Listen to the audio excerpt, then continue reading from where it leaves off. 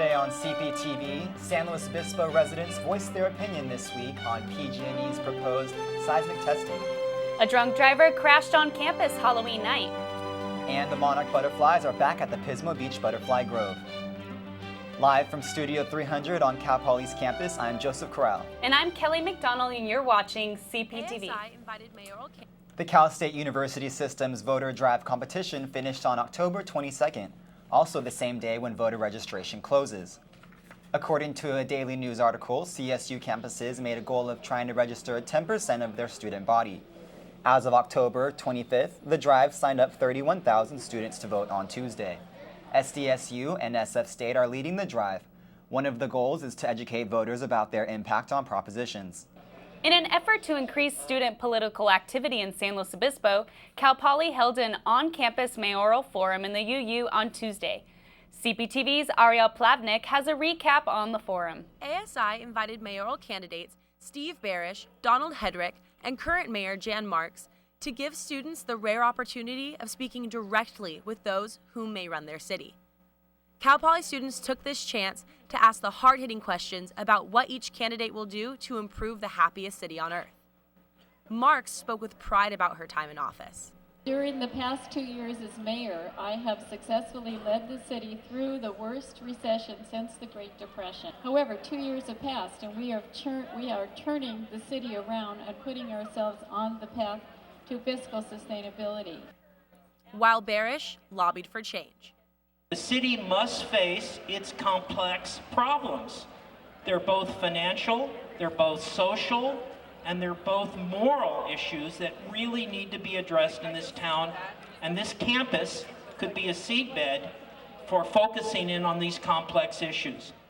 Hedrick criticized the way the city responds to its constituents. We need to have a more responsive council, one that listens to people and not just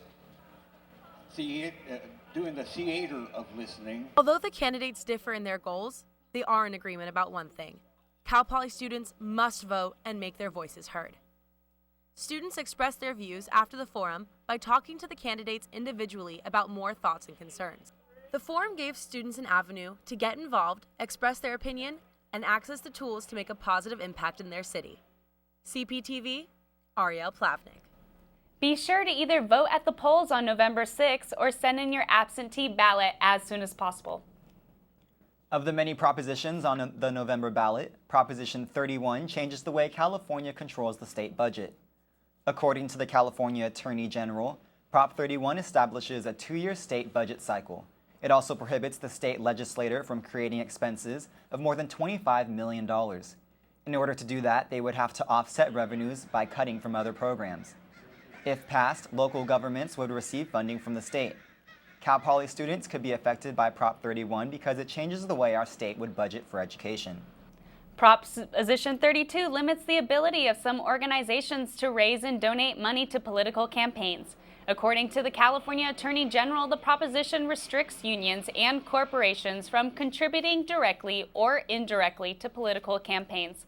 It also prohibits unions from using payroll deducted funds for political purposes. Supporters of Prop 32 write that the mandate leaves no exemptions and no loopholes. But critics say that statement isn't quite accurate.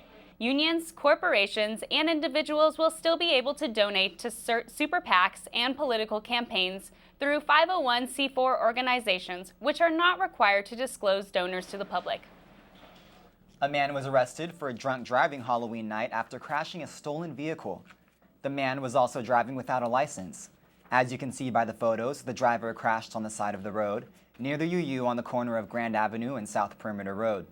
Witnesses say the driver tried to flee the scene, but students on campus who heard and saw the crash prevented the driver from leaving. The controversy over PG&E's proposed seismic testing off the coast of San Luis Obispo County continued this week. The County Board of Supervisors held a public hearing in downtown San Luis Obispo on Tuesday afternoon. County residents were given the opportunity to voice their concern over what effects the testing would have on the local fishing industry and marine life. If approved, the seismic study would be conducted in the waters near San Luis Bay, Estero Bay, and Point Sal. The Board of Supervisors chamber had standing room only as county residents were ready to voice their opposition to the proposed testing. Those in attendance included people representing 25 different groups against the testing, local fishermen, and State Senator Sam Blakesley. Come here as a group to ask the Board of Supervisors to draft a letter to the CCC asking them not to permit this project, to deny PG&E. The Board of Supervisors voted Tuesday night to send a letter to the California Coastal Commission with recommendations on PG&E's permit request. The Coastal Commission will look at PG&E's permit to conduct the testing at their next meeting, which is scheduled for November 14th. The meeting is set to take place at the Santa Monica Civic Auditorium. A new campaign is taking place across the Cal Poly campus. Break the Stereotype is a campaign currently being run by Cal Poly's Interfraternity Council. The council is the official governing body of all 17 social fraternities on campus. Posters for the campaign can be seen in the classrooms and in the hallways. They are aimed at breaking the negative stereotype people hold about fraternity members. The purpose of the campaign is to show there are people in Greek life who don't live up to the negative stereotypes. This is honestly, truly something that we just wanted to portray, especially to freshmen, if they're considering rushing in January, that there really is a fraternity out there for everyone. The campaign is not a reaction to any specific incident or event that has taken place at Cal Poly. The Cal Poly Sigma Pi fraternity will be hosting an anti-hazing presentation next week. The presentation is titled 40 Ways to Detect Hazing and will be led by Sigma Pi Executive Director Mike Ayalon. Ayalon will discuss how to detect if hazing is occurring within an organization. The event will take place next Wednesday, November 7th from 7 p.m. to 8:30 p.m. in the PAC Pavilion. One Cal Poly student is raising awareness about eating disorders on the Central Coast. The first annual National Eating Disorder Awareness Walk will take place at Mitchell Park this Saturday at 9:30 a.m. Third-year nutrition and psychology student Emily Marr organized the walk. Marr and a Cal Poly graduate will share their stories on Saturday. A registered dietitian will also speak about eating disorders, particularly in our area. Cal Poly is known for having relatively high numbers of eating disorders. College students are the most likely age group to suffer from eating disorders. The Slow Nita Walk has raised $7,000, surpassing their original fundraising goal of $5,000. To register for the walk or to donate, visit www.nationaleatingdisorders.org. The rivalry of the year is back at Cal Poly Spanos Stadium this Saturday. The UC Santa Barbara men's soccer team will make the mere 90-minute drive that separates the two schools to take on the Mustangs. While origins of the green and blue rivalry are unclear, what is clear is that the games can draw a crowd. In fact, 9 of the top 25 most attended NCAA collegiate soccer matches in history have been between the Mustangs and the Gauchos. One of the biggest traditions for game day at Cal Poly is to try to color block Spanos Stadium. Poly reps sell t-shirts every year to pump up students for the big game. We're hoping to have, between 11 and 12,000 people down in Spanos, all wearing white T-shirts. Kind of add to the wow factor, a little intimidation for UC Santa Barbara, We have small, medium T-shirts. This year, their goal is to completely white out Spanos Stadium with the famous Buck the Gauchos T-shirts. The game will start at 7 p.m. this Saturday. As students are finishing up their midterms, they can already start planning for next quarter because PASS is now open. The portal opened this Tuesday. Priority registration begins in just over 2 weeks on Monday, November 19th. Continuing undergraduate registration starts a week later on November 26th. You should note that this is the Monday after Thanksgiving break. The last enrollment appointment is on December 6th of finals week. PASS will be closed on December 7th for maintenance, but will reopen the next day for open enrollment. Coming up on CPTV, we'll have a weekend weather update. Find out which fraternity house was transformed into a haunted hospital this week. And what kind of winged insects have been flying into the Central Coast by the thousands. Welcome back to CPTV. Let's take a look at our weather. First up is our headlines for the week. Our headlines show that we are going to have a hot weekend in store for us. It will also start to cool off a bit next week, and we may even have a chance of rain again. All right, let's look at our weather shot. Here's some footage of Hurricane Sandy swirling over the Atlantic. Even though the worst part of Sandy is over, people are still recovering from the damage. Now let's take a look at our 5-day forecast. Tonight we'll be cooling off to the 51 degrees. We will also be having gusts of winds tonight up to 20 miles per hour. This weekend is going to be a hot one. The temperature will be in the 80s and our hottest day will be on Monday with the high of 88 degrees. That's it for our weather. Make sure you guys go outside and enjoy the sunshine this weekend. You know, I'm glad it's finally warming up. We had like a little bit of a rain this week. What was that? It's been moody, you know, the rain, the sun, it can't make up its mind. Well, it's looking up now, so yeah. We're good. The Sigma Nu Fraternity House on Foothill was transformed into a haunted hospital for Halloween. Every Halloween for the past 7 years, the fraternity has hosted a haunted house to benefit a different charity. All proceeds from the event this year went to St. Jude Children's Research Hospital. Members of the fraternity participated by dressing up in costumes and scaring visitors. Many families and Cal Poly students came out to get spooked. The haunted hospital was open for 3 nights and admission was $3 a person. Sigma Nu raised just over $1,000. The monarch butterflies are back to the Central Coast. I went to Pismo to see just how many have already arrived. The Butterfly Grove in Pismo Beach had its opening day on Saturday. It was a family-friendly event that educated the public on the monarch butterflies and the grove. Kids had the opportunity to make butterfly masks, get their faces painted, and check out the butterfly's life cycle. The grove is open 7 days a week until the end of February. Volunteers will also be giving daily talks about the butterflies at 11 a.m. and 2 p.m. There are currently up to 4,000 butterflies at the grove, and by next month there will be about 20,000 more. The monarchs come to Pismo for its microclimate because they are extremely sensitive to temperature. The butterflies will stop eating, they will cluster up on the eucalyptus trees to conserve energy, and will spend the winter in Pismo. They will become active again in February. In February, Valentine's Day, you gotta come to the Grove because that's when they mate. The males will die after mating and the females will die after laying their eggs. Cal Poly does research at the Butterfly Grove. Students work in the field to count and tag butterflies. Butterflies are tagged when they are less active, which is during the cold morning. They tag their wings with a little piece of paper that has a phone number and email address on it. So if you find one, you're encouraged, please, and it probably would be a dead butterfly. If you find one, please call or email that address. In Pismo Beach, CPTV, Kelly McDonald. For more information on the Pismo Beach Monarch Butterfly Grove, visit their website at temp.monarchbutterfly.org. Slow Ocean Currents, a local dive shop, held an underwater pumpkin carving contest on Sunday. Divers met at Target Rock in Morro Bay to compete in the event. The event consisted of 2 dives. The first dive was a scavenger hunt for orange-painted rocks, and the second dive was an underwater pumpkin carving contest. Divers were allowed to hollow out the pumpkins before diving. They had 45 minutes to carve out the best they could with whatever tool they wanted to use. Most divers either used their dive knife or a pumpkin carving knife. Once the divers got out of the water, the pumpkins were judged and prizes were given out to the winners. The prizes consisted of a free boat trip and scuba gear. The manager of Slow Ocean Currents says that carving a pumpkin underwater is not easy, and it is best to have a plan before getting in the water. A different kind of race came to Slow last weekend. CPTV reporter Brandon Jones attended this unique event.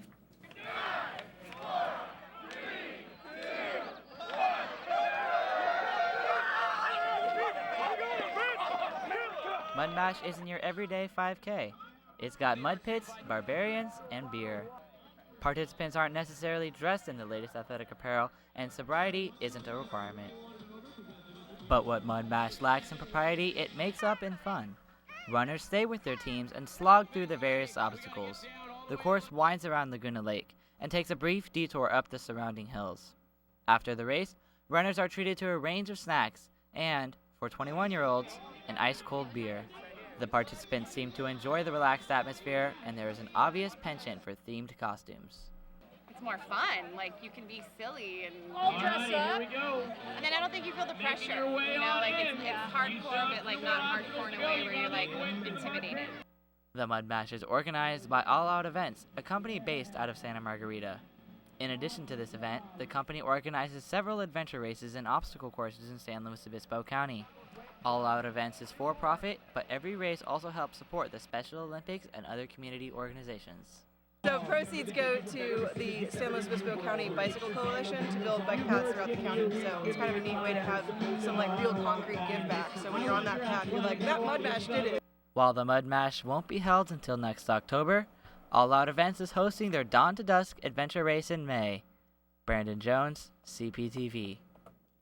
If you'd like to find out more about next year's Mud Mash, you can visit www.mudmashx.com. The holidays are only a month away, and the Cal Poly Craft Sale is a great place to start looking for your gifts. This week, the ASI Craft Center will host their craft sale in the UU Plaza. The sale will be open Monday through Wednesday from 9:45 a.m. to 4:15 p.m. Handmade jewelry, pottery, and hair accessories are just some of the crafts that will be sold. The craft sale gives students a chance to showcase their creations. If you'd like to stop by and take a look, the sale will be in front of the university store. Coming up next on CPTV, we'll find out more about how our football program is continuing their historic season. Men's soccer hosts UC Santa Barbara in the Green-Blue rivalry. And we'll find out who our athlete of the week is. Welcome back to CPTV. Cal Poly Sports seems to be having a great fall season. Yeah, they are. We have Kim Westland joining us in the studio today to give us our sports update. Thanks, guys. Let's see how our Mustangs are doing. Cal Poly men's soccer will host their biggest rivals, UC Santa Barbara, tomorrow at 7 p.m. in Alex G. Spanos Stadium.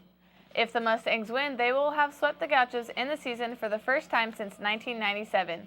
This year's first matchup ended in a 2-1 Cal Poly victory in overtime. Die-hard fans remember last year's home matchup when Cal Poly won on a last-minute penalty kick. The goal sent the Cal Poly crowd into a frenzy as they rushed the field at the 90th minute.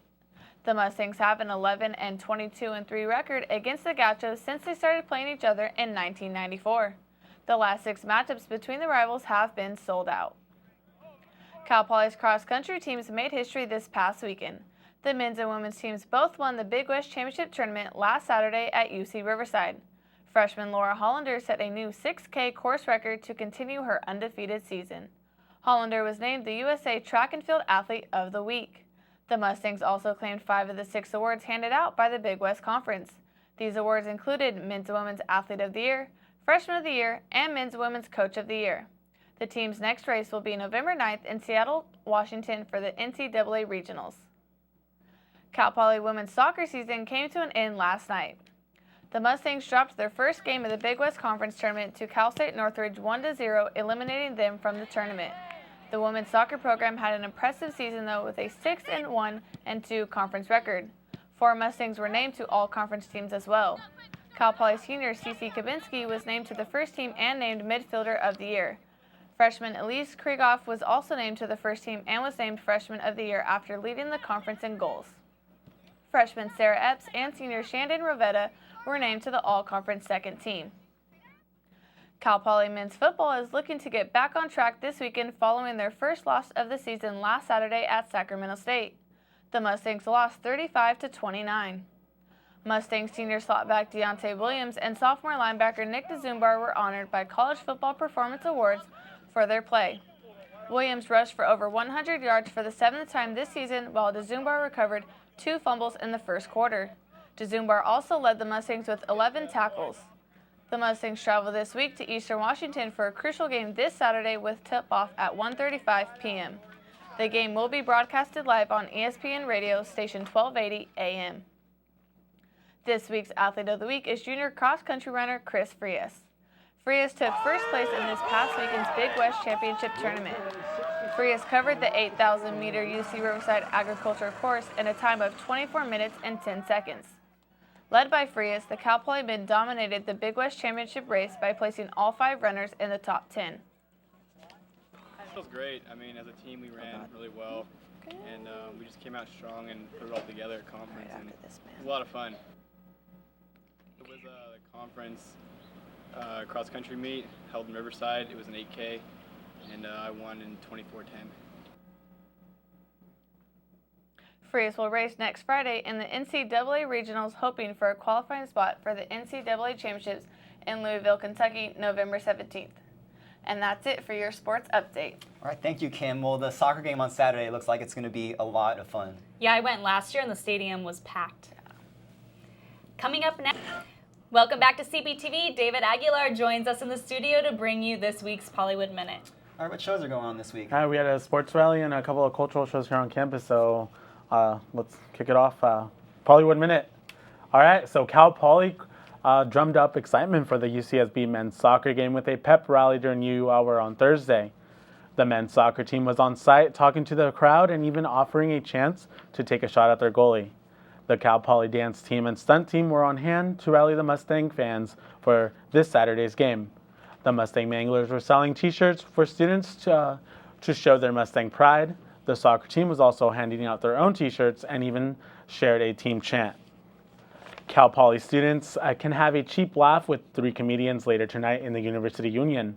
According to ASI, Rory Scovell, Sean Patton, and Ron Funchess will be part of the Comedy Central on-campus tour. The comedy tour is hitting campuses across the nation.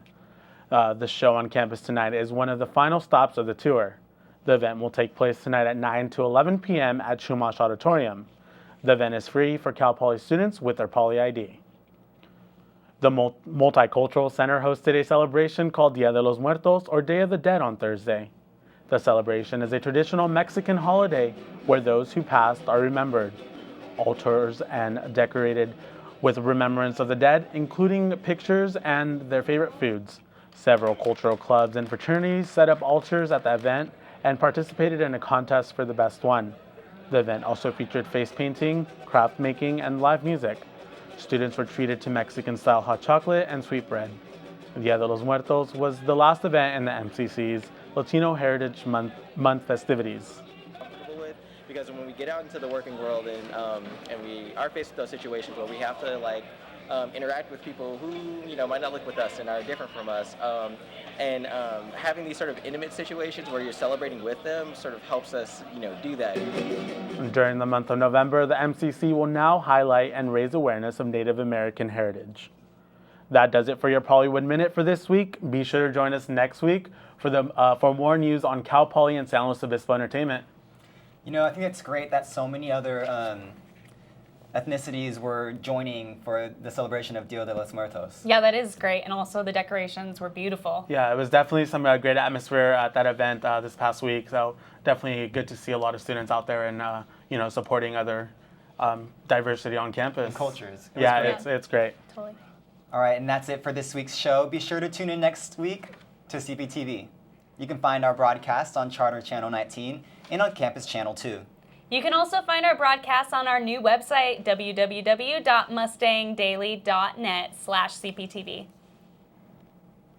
From all of us in the Studio 300, have a great day, Cal Poly.